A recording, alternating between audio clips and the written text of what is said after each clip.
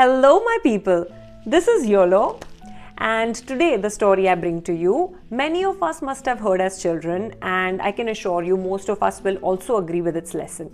But we are going to do something special today. At the end of this episode, we are going to ask what happens after the story ends. This is Stuti and you are watching The Stuty Show. Retell, say more than they seem. Alright, so let me take you back to the 16th century India, to the origin of the story. So that is the time when the entire subcontinent was ruled by Emperor Akbar. Akbar was very famously known for having these 9 jewels in his court, 9 jewels or Navratnas in Hindi. These were like 9 exceptionally talented individuals renowned for their talents in their respective fields, like painters, musicians, artists, and you had even army commanders. For example, Tansen, he was a legendary musician and composer of Hindustani classical music. Then Raja Man Singh, who was one of Akbar's most trusted army commanders. And of course, my favorite, personal favorite, Birbal, who was known for his wit, humor, wisdom, and was the most trusted advisor of Akbar. Now, these 9 jewels made Akbar's court a vibrant center of innovation and intellect.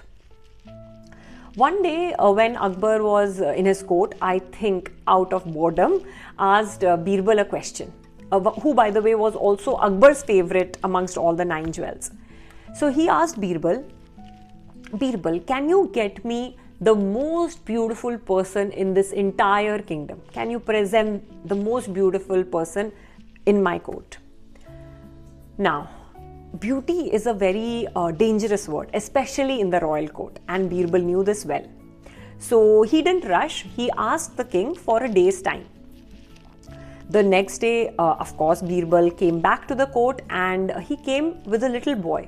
And he presented the little boy to the king and said, "My dear king, this is the most beautiful person in the entire kingdom."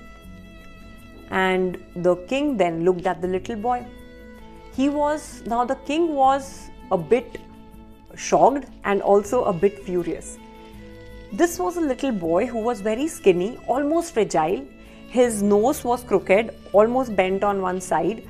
There was nothing about this little kid that any stranger would stop in the street and look for a second time. The king was confused.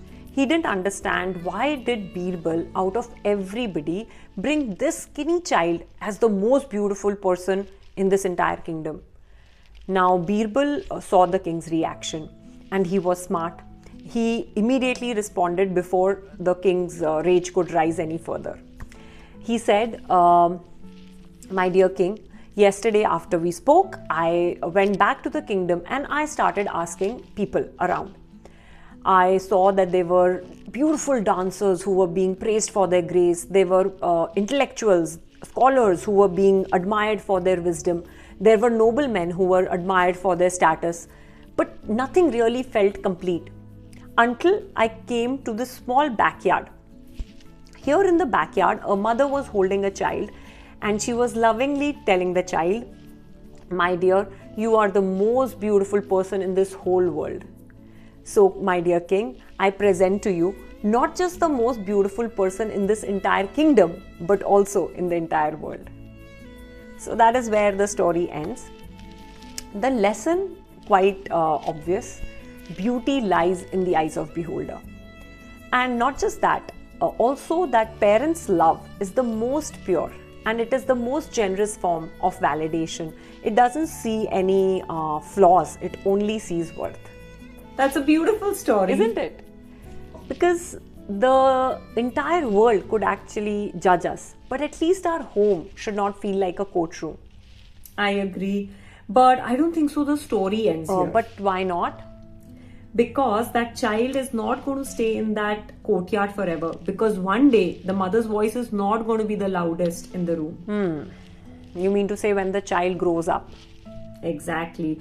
When the same world replaces that unconditional love with comparison, when beauty starts getting ranked, when your worth gets negotiated. But isn't the mother's love meant to actually protect the child from that?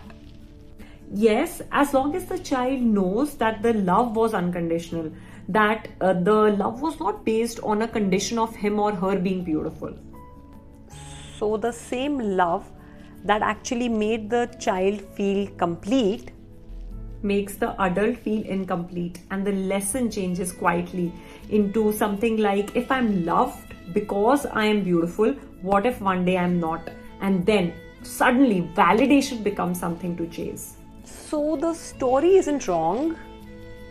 No, it's just unfinished. If, and listen to this carefully, if we can teach them to stand up without an applause.